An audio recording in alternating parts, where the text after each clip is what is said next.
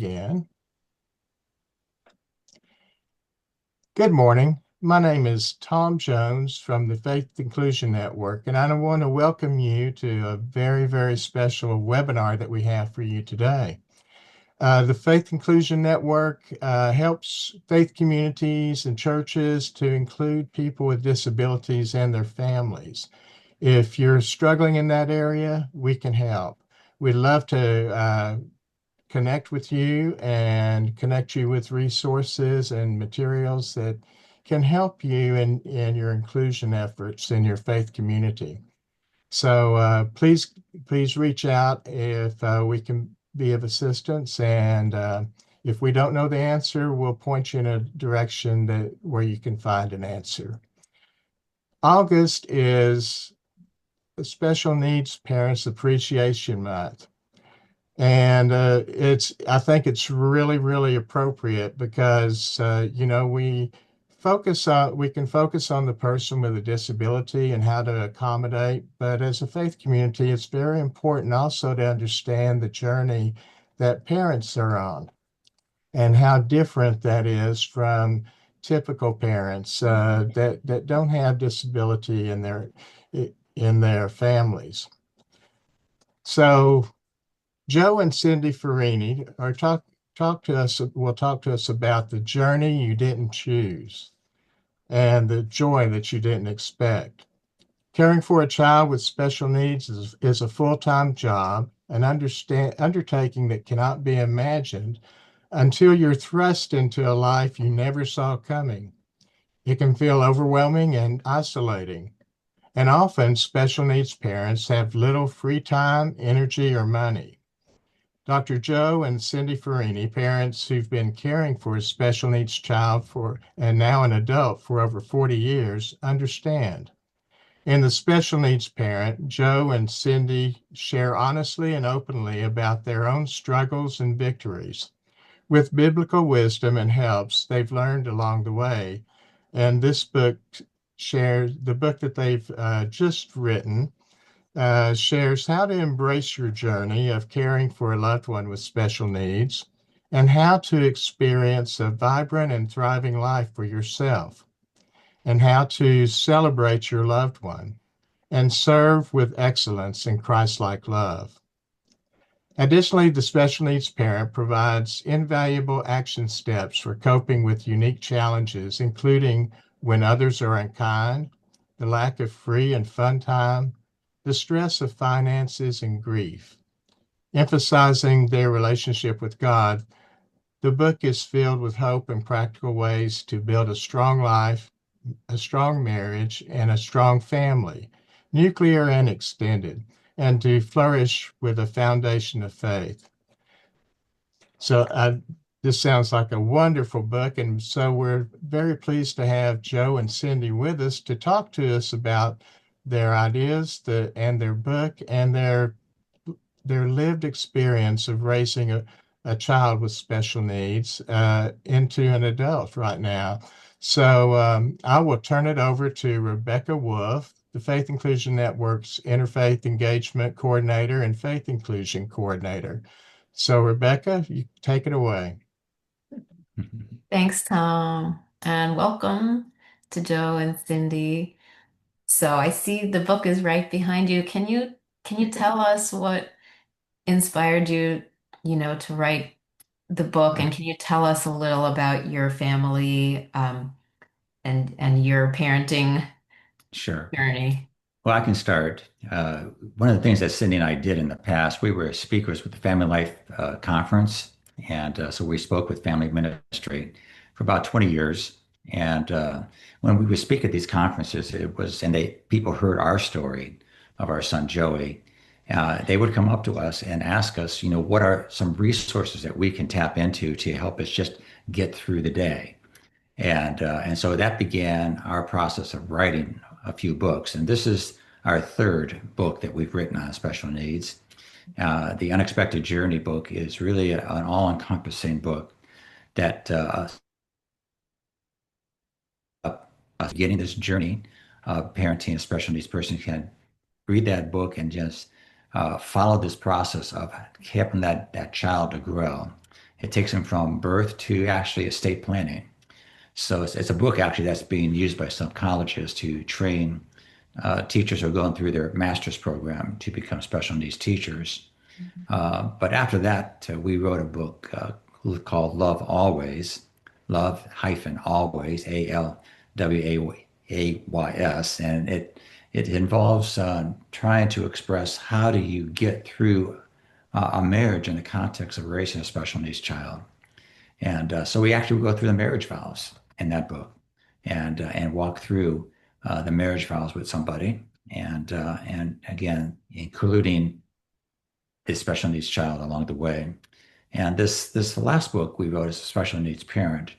And the reason for this one is that we began to realize after many decades of being in the special needs community that you can find a book on cerebral palsy, you can find a book on autism, you can find a book on epilepsy, you can find lots of these books, but there are not books on the parent. And we believe that the parents are the heroes of the whole story, and we don't hear much from them. And so we wanted to really begin to address what it is that the needs of a special needs parent as they face the challenges of 24/7 care for a special needs child. Cindy? So, let me just add just a little bit in terms of the actual books. We have written them in a way that a special needs parent will have time to read them. They are not, from cover to cover, just all words. It's not one chapter. You have to sit down and read the whole chapter. We have it broken down into small spaces and small amounts of reading. And then at the end of every chapter, we have sort of a journal-like type of writing where you get to put in some answers for your own life. So while we have a son, Joey, he's 45 now, and while he has a number of special needs in his diagnosis, he has cerebral palsy, he has epilepsy that is pretty well taken care of with medication. Um, his verbal skills are very low. When he was diagnosed as a baby, he was diagnosed with the term mental retardation, which, even though many people would look at that as a negative term, it was not a negative term and it was not used to be negative, but it really described him because he was very mentally slow and still is. We also add to his list of disabilities that he's 6'4", and so he's really tall, and that poses some issues as well sometimes. But all that to be said, that we recognize that parents are going to have time to read, and so we didn't write just about Joey, because Joey's just one category, if you will, of special needs and the kind of care he needs. He's much more higher functioning than some of the friends that we have in our life, and yet he can't be left alone in terms of living on his own, or we couldn't leave him home for a weekend or something like that. He needs our care. So we wanted to write a book that addressed our story, but we really want others' stories as well. So we have done a lot of research on all three of the books to bring in other parents to give us comments, thoughts, and maybe some of the people who are listening now, and you addressed that earlier, if you want to write in and ask a question or maybe share a comment, maybe somebody will learn from someone else here on this meeting time. But we didn't want it to just be just about us. And so the books that we've written are broad. And I think any parent that has a special needs child, whether you've adopted that child or it's a biological child or you're doing foster care, you would be good to read this book because it would address the needs that you have. We just had a panel last week of a few special needs parents, and they seem to have some of the same overlapping concerns and experience. So I'd like to hear your perspective on some of those, like different challenges and even the positive aspects too. So I'd like to ask you a few questions to start, and then Sure. we'll definitely take questions from anyone that has. So, not to start in in a negative light, but we heard from most of the parents there's many, many challenges and a lot of stress. And one of your chapters is about stress. And could you talk about either your own or from the book a few of the challenges or stresses that are typical, and how do you advise parents or how did you deal with those? Well, that's an excellent question. And I think, probably everyone listening would probably, if we said list what some of the stresses are, they might overlap or they might sound very similar, although maybe the root problem of some of those stresses might be a little bit different. For us personally, we like to joke and say, we don't know which Joey is going to wake up in the morning. Is it the Joey who's like all ready to go to his program? Or is it the one who is like, I'm going back to bed? Or is it the one like, today is not Monday, he wants it to be Tuesday? Or is it that he's, when I say defiant, um, just that he doesn't want to do a particular whatever it is. I don't want to go to the family's house who has little kids because he can't say to us, it's too noisy or it's too much commotion. But we know he doesn't want to go, and we know those are the reasons. So those are some of the stresses. And I think, if Joe, if you want to add any, feel free. But I will say this to the point of stress, and what we have learned is that, and this is not to throw Joe under the bus, okay? But I am the one to handle that better. And you wouldn't think so. If you met us, you wouldn't think so. You would think that Joe's calm, quiet personality would be the one to handle Joey. But in our case, I really think, and I don't know this for a fact, but I think it's two men butting heads because Joey's 45. He's been a grown man for a long time. So I think when I step in, I have a different approach to how to handle Joey and how to lessen the stress that he has, which will then lessen the stress that we have too. Yeah, absolutely right. Yeah, but in caring for Joey, we've learned that sort of like a dance, you kind of have to learn the moves of your partner to be able to dance well.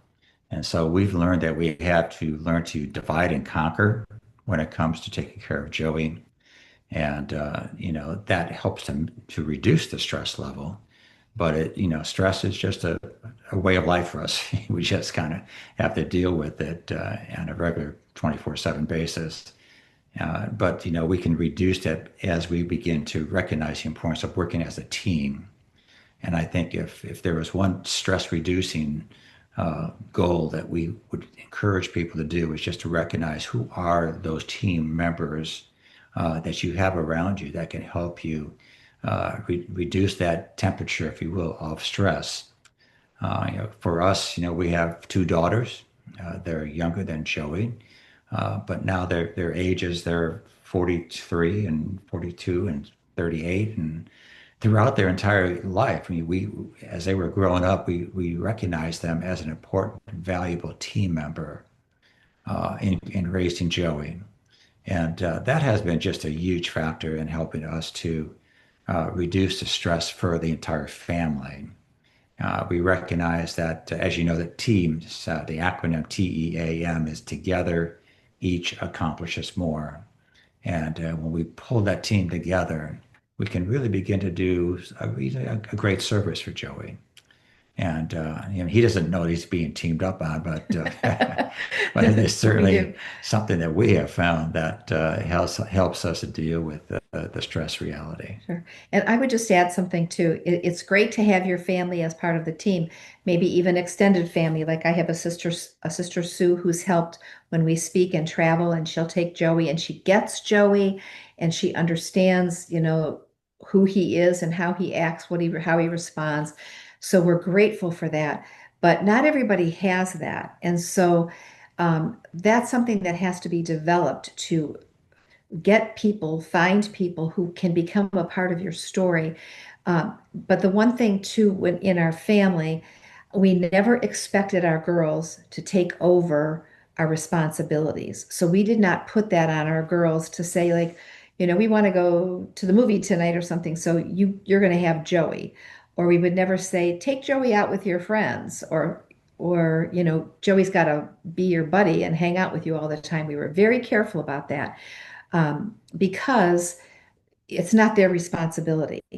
Now, if we were going to go out, we wanted to go out or do something, had plans with friends, what we would do is we would call one of our daughters on the phone, and we would say, this is Mrs. Ferrini. I'm looking for someone who might be able to give care to my son, uh, Friday evening from this hour to this hour. Would you be willing to come and, care for our son? You could bring a girlfriend if you'd like, and et cetera, et cetera. And so we made it kind of fun. And then we would pay them, like we would pay a babysitter.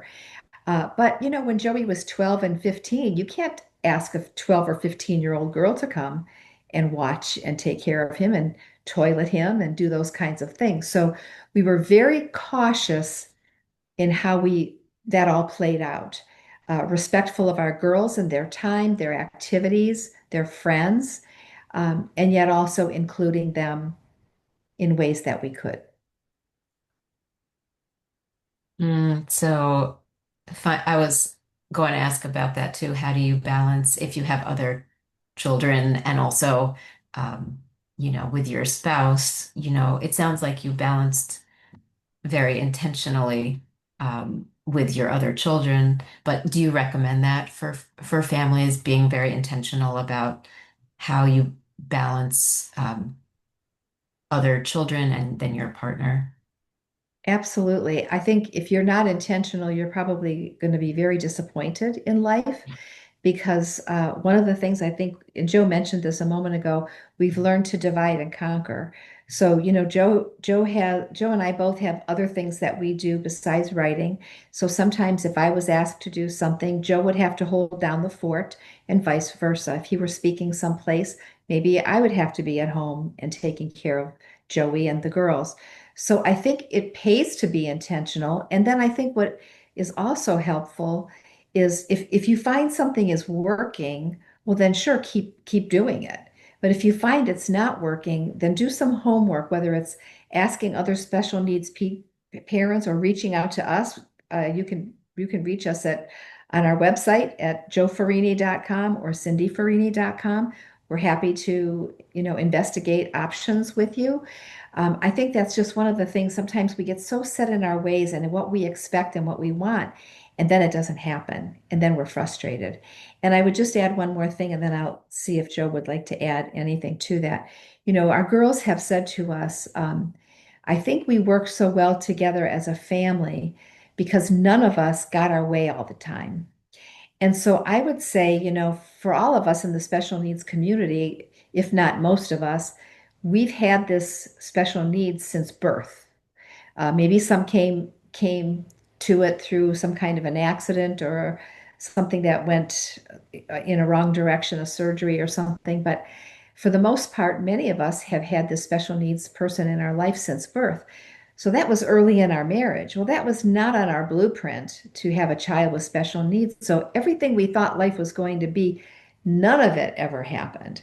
And so I love that our daughters said that. Like, we worked well together because we didn't always get our own way, all of us. And I think there's something to be said about that when life happens like this young, and you don't expect everything to always go the way you expect it. Um, we have friends who are now caring, for parents in their 90s, and some have never had to care for people or serve people or surrender their life to somebody else in a caring capacity. They're not happy about it. Well, we weren't all that happy either. Initially, it was hard, but what we've learned far outweighs all of that now in the past. But if you're just starting on this journey, you're looking ahead thinking, wow, like I don't think we ever thought we'd be doing this for 45 years. It's a long journey. Yeah. And one simple strategy that we found to be really helpful early on was that we would have regular family meetings, on Friday after dinner. We would talk and discuss, how our week was and what are some ways that we can improve the week and what do you think about next week, And so we incorporated our children in that decision-making process so they felt included and valued. Yeah. And we would ask how they're doing. Yeah. And there was a point when we were speaking around the country that we said to them, do you feel like we're gone too much?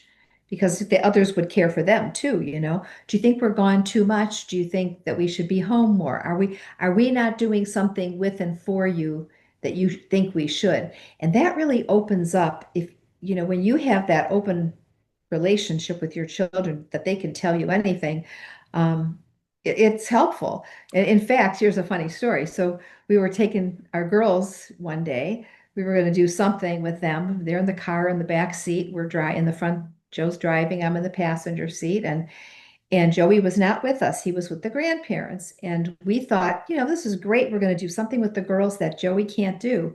Well, lo and behold, Kathleen, our youngest, she says, I don't think you really like us as much as you like Joey. Well, she wouldn't have said that if we didn't have an openness to be able to say that.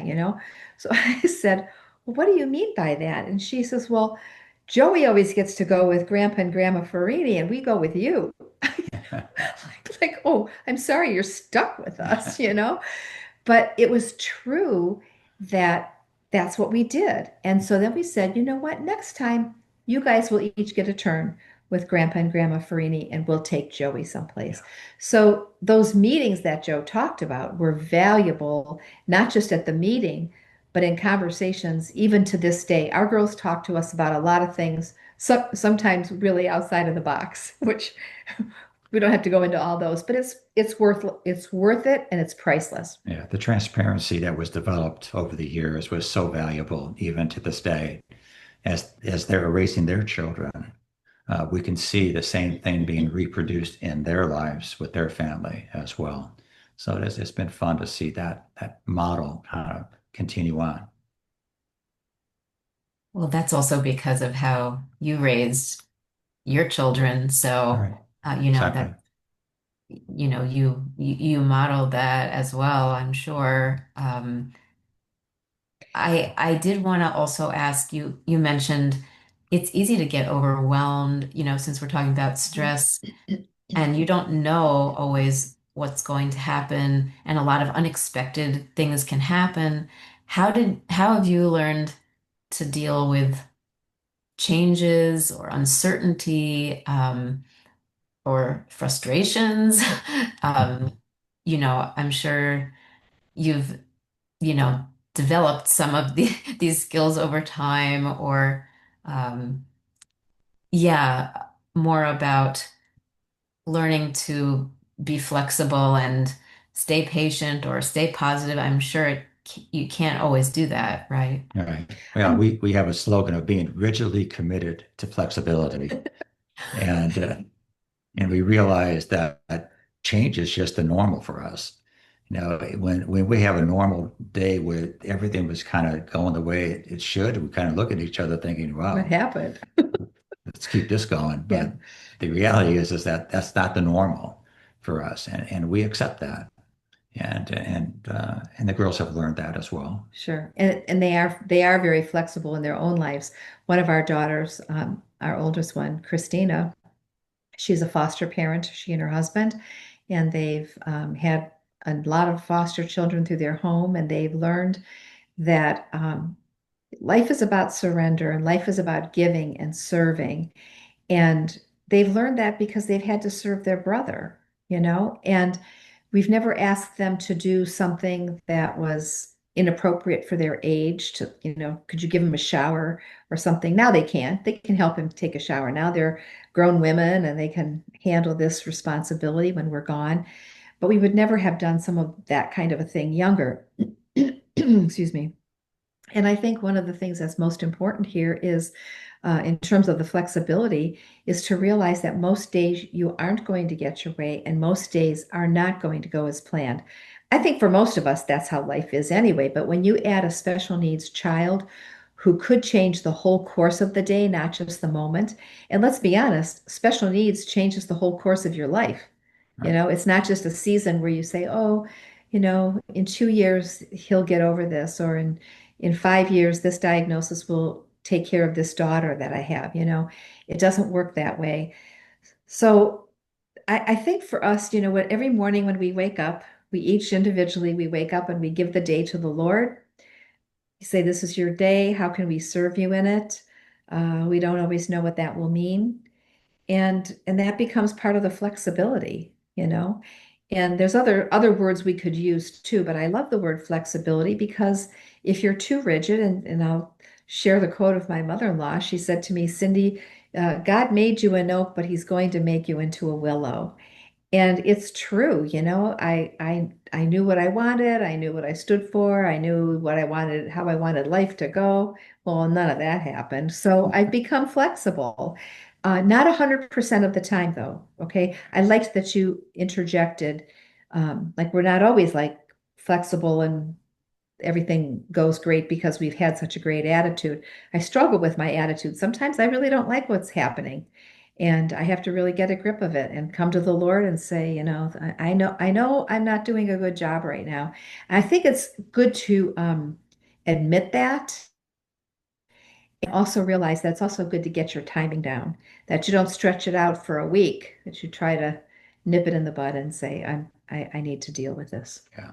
And just to kind of piggyback off what Cindy just said, as you know, I mean, stress is one of the major factors with special needs parents and how to deal with stress. But you also know that the divorce rate for special needs parents is well over 80% now. And the primary reason for that is this issue right here that we're talking about, is that, people, and we hear it because when we speak to people at conferences, and basically, hey, I didn't sign up for this. This was not part of the deal. I didn't sign up to be a special needs dad or a special needs mom. It's not just the dads. I mean, there are some moms that will also be the ones that are ready to bail out of the relationship. And but of course, tragically, it's the child that suffers the most as they go through that. But it's this issue right here in terms of dealing with stress that has to be dealt with as soon as possible. But it's going to be dealt with one way or the other. And you do, deal with it in a healthy way or an unhealthy way. Yeah. And having communications, good communications, transparency, uh, openness and communications. I mean, those are all the key factors to help you kind of get through those days of stress. And Rebecca, one of the words you used initially was the word intentional.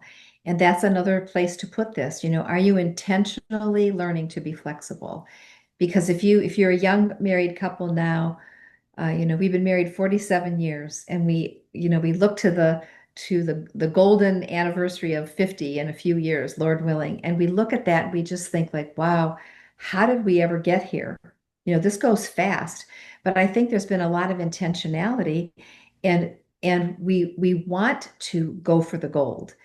And if you don't have this journey, not you can't have it, figured out. But if you don't have this goal ahead of you of what you want to accomplish, and we want this to be a legacy, this marriage, a legacy to our children and our grandchildren, and that they can see you can do hard things. You know, God is going to ask you sometime or another to do something difficult that you didn't have on your plan for life. How are you going to deal with it? What's that going to look like for you? So you do plan, but you can't stay too rigid with your plans, it sounds Yes, like. I like to No. say, put your plans in pencil and give God the eraser. Yeah, that's right. And that really is contrary to our natures because we're both type A people, Planners. and I had a practice for over 41 years, and I needed to maintain a schedule to be able to best serve my patients. And Cindy was a teacher, and she has a schedule she has to maintain as well. But again, it's just one of those things that if you don't learn this lesson well, it's gonna nip you in the butt there. It's gonna take care of you, and so you need to be able to take care of that one. Yeah, I was going to ask, like, what's the biggest lesson or even like a faith lesson that you've learned? Obviously you're very, devoted to your faith. So I'm wondering, how's your faith developed or sort of Mhm. not struggled, but you know, what issues have come up in terms of your faith in that aspect? Gosh, every day, you know what? When you know the Lord and you desire to serve the Lord, you desire to be a good example, and not just so that like people outside can see like, oh, you're doing a good job, or wow, you're raising your kids so wonderfully, but to be that legacy in your home because your kids know who you really are. And so, it's really in terms of for my faith, is to have been faithful to the Lord and hopefully caring for our son in a way that reflects that we love the Lord and that we love our son and that we love our daughters. And if I take this a little bit further, we have some people in our lives that are in our special needs community, and I mentor some young women, and I have a very dear young friend who could be my daughter, and she has two special needs girls, 100% care, both of them, 100% care. And what they go through on a daily basis is nothing. I mean, our what we do is nothing compared to what they do.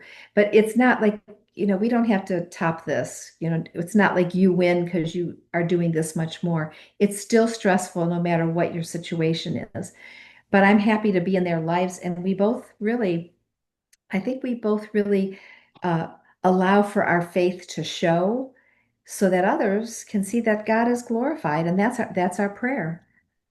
I think a key word when it comes to our faith is surrender, and just a willingness to surrender our will to God's will, and to be willing to come under His control, His empowering and direction for our life.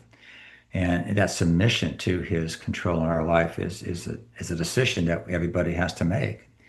And that too is it for us. It's a moment by moment decision. Being under the control of the Holy Spirit and being willing to, by faith, follow His lead in our lives. And so that, if I had to look back and say, there's one thing that has kept us together, building oneness in our marriage relationship and moving forward in our care of Joey, has just been just this mutual understanding of the importance of each of us surrendering our will to God's will. I think there's a part of the book about that, right? Mhm, Mhm. mhm. I was very touched by that. Even from the beginning, did you ever question or doubt like why is this happening? Because I know that that's something that many special needs parents have expressed, like whether they're religious or not, I suppose. Sure. Oh, Mhm, mhm. absolutely.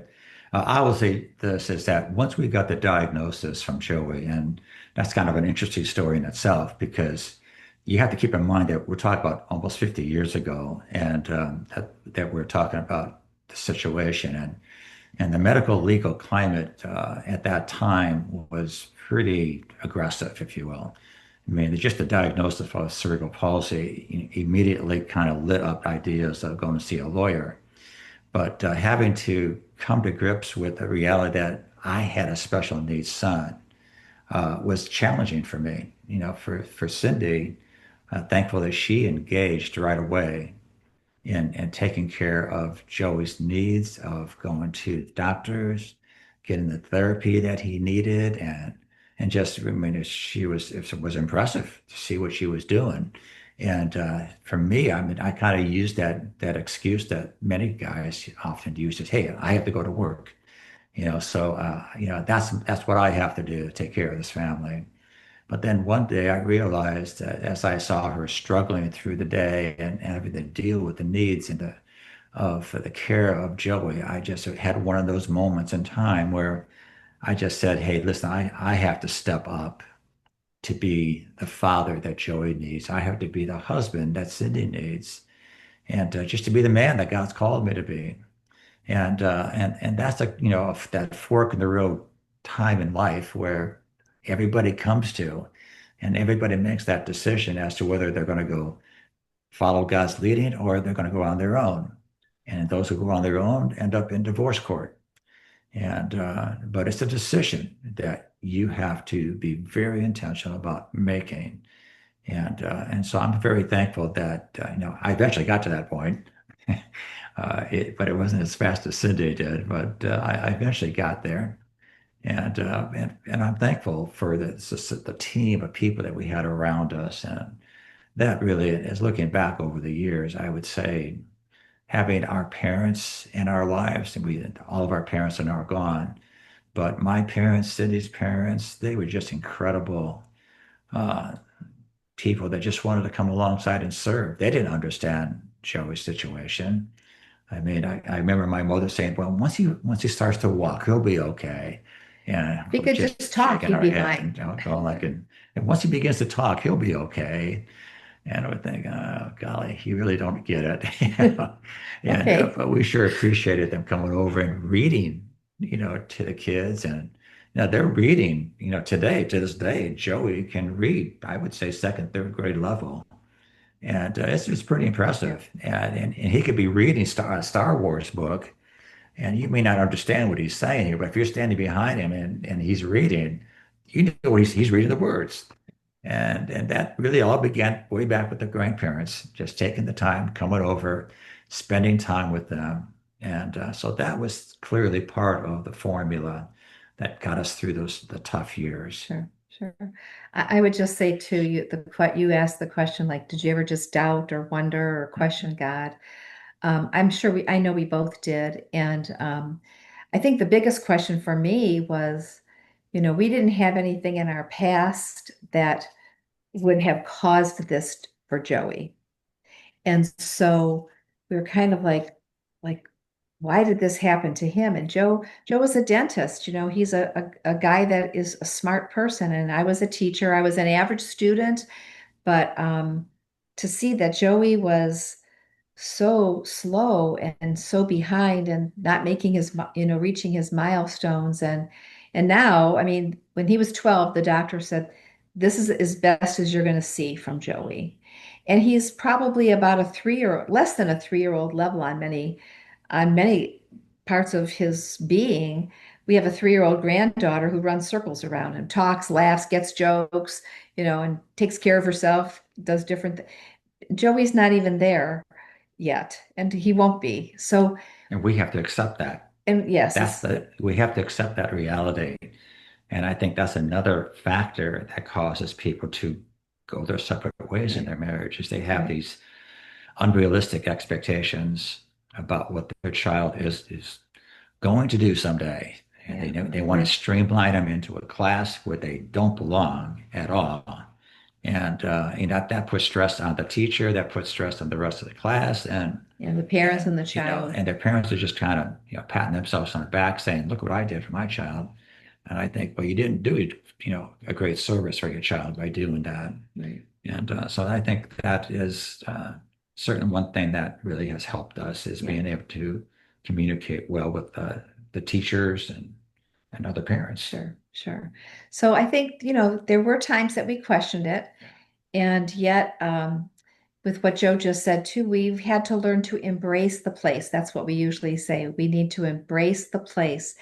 And until you do that, I think you'll just be hitting your head on a wall every day because you won't really accept the fullness of the responsibility that you have. And it is a responsibility, but also it's an opportunity, isn't it? It's not just like, woe is me, I have this rough challenge for the rest of my life. True, it's true.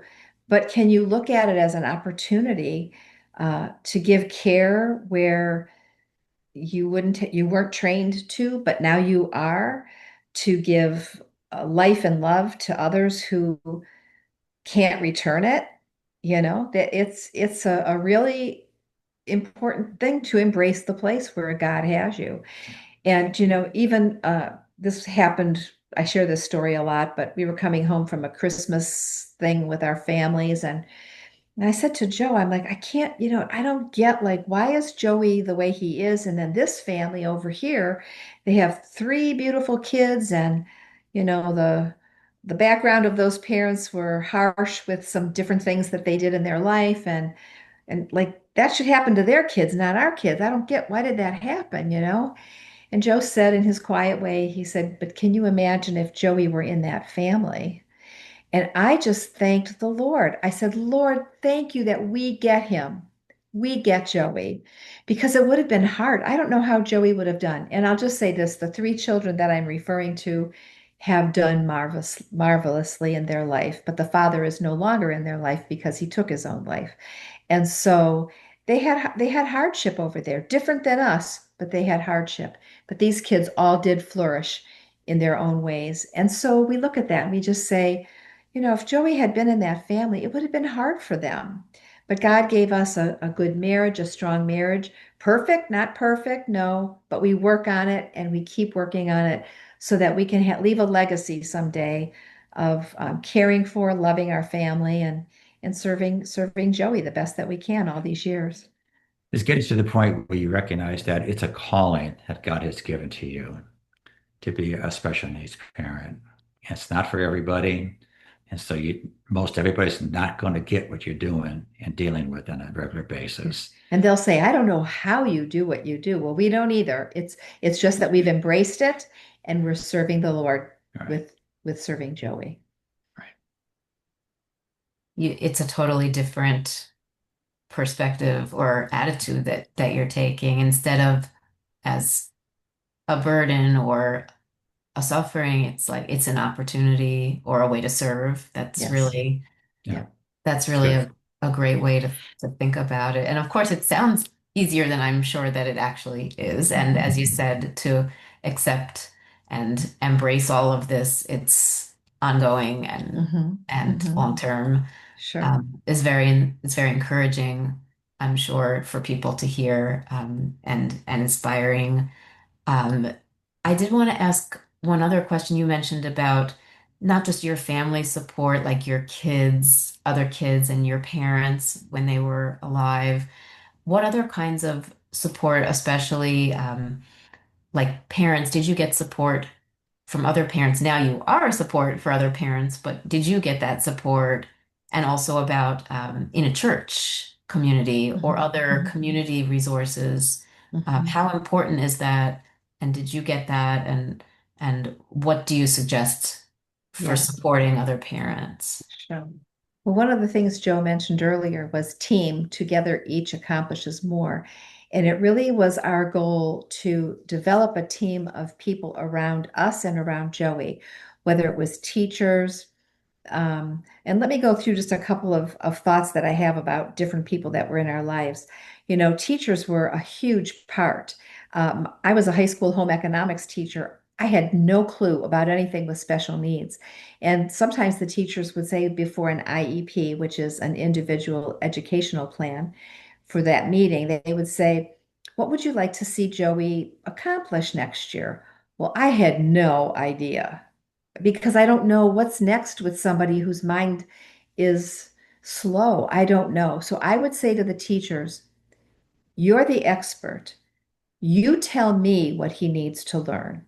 And at home, we will help you accomplish that by doing it at home. And there was a time one of his speech therapists, I even forget now what they were teaching him. I can't remember, but he was like 35 years old, and whatever it was, he did it. And I got in touch with that teacher and I said, remember all those days that we sat at that table and we tried to get him to do this? He did it. And so you bring them in too to the victories that you have and that they helped you get there. I think we miss the point when it becomes all about us because other people, we could not be where we are today without so many other people.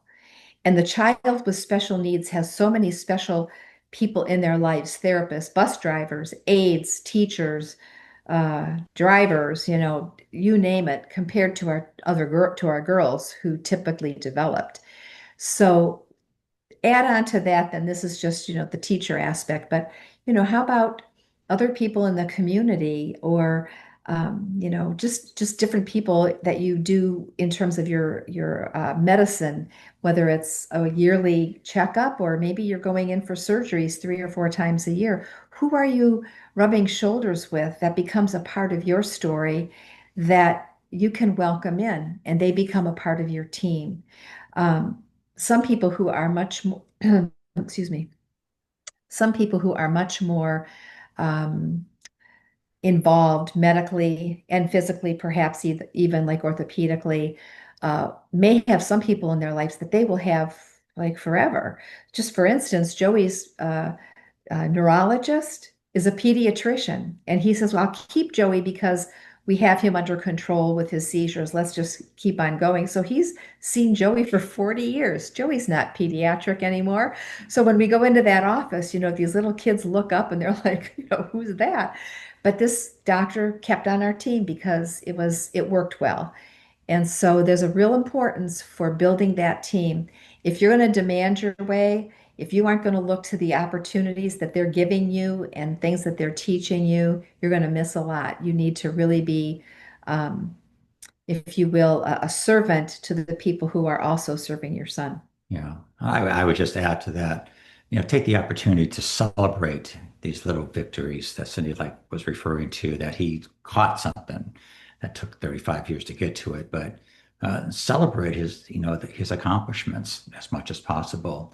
You have to get into their world. They're not going to get into your world. You have to come to their world. And fortunately for me, one of the things that Joey really enjoys doing, he likes playing video games. All right. And so playing video games, it gives this 73-year-old guy an opportunity to play video games now still. And so Joey loves to play these games, and he's pretty good at that. And he's good at it because Joe took time with him. Well, It yeah, it takes time for any of our children to learn certain things. yeah. But it's just taking the time, like Cindy said, to work through these things and have again realistic expectations as to what he's capable of doing and not capable of doing. But you asked earlier about churches and how they play a role in Joey's life, and thankfully for us, we found a wonderful church that actually, special needs adult care type Program. daily thing, Monday Program. through Friday for Joey, and that's what brought us to that church. Was that it's actually hosted in the church. And it's amazing what this program has been able to offer Joey, and it's been actually embraced by our county, the county Yes, community as well. yes. One of the things I would encourage parents to do is find what is available in your own community. So in our county, and that's in a suburb of Cleveland, Ohio, Joey is part of a waiver program through the county program that does helps with disabilities. So through that program, he's on a waiver that will allow for him to go to a program or to get a job. He had a job for like 15 years, but it had to be highly supervised um, and he kind of it was done it was good for him to be done. He was too slow at it and some other things changed in funding and things like that. So it's good to look in your community what is available. Some things will be great, and some things you'll think, I want no part of because it's not clean or not healthy or not safe or something. Or maybe it's, still growing and good and all that sort of thing. But one of the things that we find amazing is that this county waiver provides for Joey to go to this faith-based program. So on his ISP, his supportive program, uh, his what he's going to learn, it says Joey will worship Jesus 5 days a week. The county is supporting this faith-based program. Now, I don't know, I'm sure there's others. I don't know of any, but I will tell you that the person at our church who was just very intentional and wanted this to happen made it happen. So for some of you out there, you may be the one who's got to make this happen. And it was a lot of work. It took some time, but it's been great. So um, there's a lot out there, but there's also things that you're going to have to dig for. And I would say one other thing too, and then I know Joe has something to share. Um, in terms of you asked about support groups or groups with other parents, I think those are important, but I think also you need to be sure that the group is not where everybody's focused, if you will, like on themselves and their trials, their troubles, and they're not also inquiring about yours. it was many years ago. Joey was in his first preschool, and it was going to be a support group. And I started off and I just shared my name, a little bit about Joey's diagnosis. And the next person kind of like topped that. And the next person topped that person. And pretty soon by the end, I was like, I don't need any help. Like, I have nothing to worry about compared to everybody else. The problem with that was nobody was listening to anybody else. They were only trying to share what they had to say. And I was very discouraged by that because I wanted to be encouraged, and I'm an encouraging person. And I did not find that in that group. And so be mindful if you're part of that group to reach out to other people and not just make it about yourself or your situation, because it's different. We're all different around the table, but be willing to engage with others and hear what they have to say too. Absolutely. If we were to step back a little bit and, define disabilities as not just being something that happens from birth, but also acquired through accidents or aging. I mean, those are all, it's a broader category, but those are disabilities. And if you use that as your definition, the statistics show that 1 in 3 U.S. households have a disabled person in that household. And tragically, though, is that 47% of those individuals have left their church because their child with disabilities was not welcomed or included in that church. And that has to change. And it's going to require, as Cindi said, some people stepping up and saying, well, I'm the one. I'm the one that can do something like that with this. But at this point in time, we're very blessed to have, association with a church that has totally embraced the special needs community, and we're so glad that we found this church. But the reality is that when you step outside and to look at the real world, that's not the normal out there. Yeah, we've heard that from a lot of different people. So that's something we always try to address and, recommend how churches can support better. And if people have, you know, more questions about specific resources, there's so many areas, not only, faith-based, but it was great to hear what is available and also in terms of medical, in terms of education. If people have other questions, is that addressed in the book, or would you be willing to answer some of those questions later? Yes, yes, to all of that, yes. But we do address some things. Some of the helps that people can get are through the government. Now, I am reluctant to add and say what some of them are because they could change from day to day. But I would say what most people should do at first is to uh, ask other parents as you meet them what things have helped you. Or for us, Joey's job was supported by United Cerebral Palsy. So that was brought in because that was part of his diagnosis. If his diagnosis was autism, we would reach out in that direction. There's so many places compared to what there were even 50 years ago that you have those opportunities, including things like adaptive bicycles or adaptive supplies that they could use for eating utensils, or the list goes on and on. So if you have a need and you say, this is what my kid needs, we have AI, we have Google searches, so much easier than what we had last, like 45 years ago, which was the library where I picked up a book from 1954 that helped us to diagnose what our son had. Okay. So today, start Googling who's out there that has what you need and find out how they can help you. Right, absolutely. Mhm. And again, I think that's one of the motivations for writing the book as well. It's because we recognize the need out there that parents have for resources. And as you know, one of the major stressors in a special needs family is isolation. Special needs parents tend to isolate, and they isolate because they don't know what to do. And so they move inward And so, by writing this book, we were hoping that we might be able to help them to create community with resources that are out there already. And it's not like you have to start all over. But, this has been, again, 50 years ago, it was a different ball game. But today, there is just so many wonderful resources that are available to help most special needs family. I would say something too.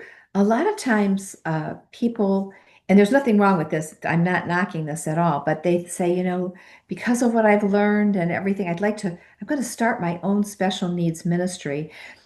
We don't have a specific ministry to special needs. We just happen to be writers who have written about the generalities of special needs, about marriage, about being a parent. And so we're here to support those kinds of ministries. We're here to support the church. We're here to support families and the parent. But we don't have a ministry banner that we run under. But there's many out there. And I think uh, to start all over and do something that somebody might already be doing, how about come alongside those who are, and even for the ministry that you are representing to, share with others, as I'm sure you do, how they can partner with you to help others who are just getting that diagnosis or who are 10 years down the road, but they're lacking in some of the things that they need because they can't find how to get it. Or for that matter, they don't have time to find out how to get it. And so, it is a team effort to do all those things together to help each other to get through this journey. And so, again, it's embrace the place. It's to have the capacity. You're gaining capacity as you're learning. Um, just keep one step in front of the other and try to get what you need. And always ask other parents, how did you navigate this? What did you do to navigate that? Even if their diagnosis is very different from the one that you have for your child. Explain key ministry, how that key ministry can help with starting something in a church. Yes. Well, key ministry under the direction of Dr. Steve Gersovich is also a very good ministry to help people through getting lessons and how to bring special needs to your church. They do it at no charge. People fund that ministry. We help fund that ministry because we believe in it and we want others to benefit from it. And so, and the ministry that you represent, and I think there's so many out there, but this is a good start. Faith Inclusion Network is a great ministry. For those who are listening, ask questions. Ask, how can you help us? And then, as you're helped, help them. I think that's, part of nonprofit ministries, as this one is, and as key ministry, we don't do that. So we're just there. We're just there to help. But there's many people out there, Johnny and Friends ministry, Johnny Erickson Tata, and the list goes on. And so, maybe the Lord will call you to start your ministry. I don't want to discourage those who maybe have a call from the Lord to do that. But I do think that there's so much out there that will help you as it is. And then jump in and help. Once you've been helped, come alongside these people and say, how can I help not only your ministry, but other people? That's what I think is so key. If we're just in this just for us, it's going to be a long road. But I'll tell you what, some of the people we've met on this journey have been the best kinds of friends you could ever have. Okay. We have a couple of questions from people that are running special needs ministries in their churches.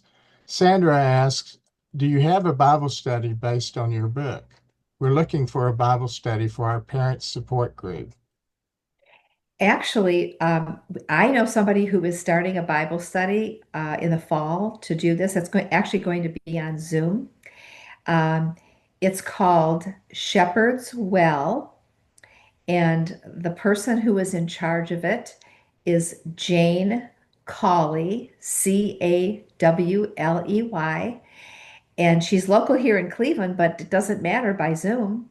And I let me, as we talk, I'll let Joe talk in a minute, and then I'll look it up too, because I might have the exact email address that you could email her. But what's beautiful about this is she's going to do this and open it up so that people who can't get out of their home have opportunity to be able to come and be a part of it. and she'll do a great job. But you could do your own. At the end of every chapter are questions. So you can just be a facilitator and get your own group together and say, read chapter one.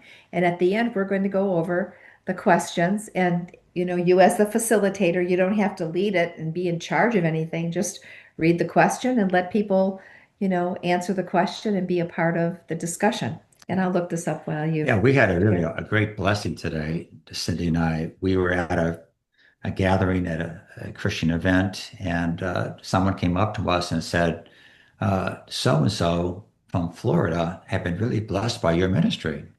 And we're thinking, Florida people, we're apparently what happened was they joined our Zoom Bible study that we were using our book, one of our Love Always book.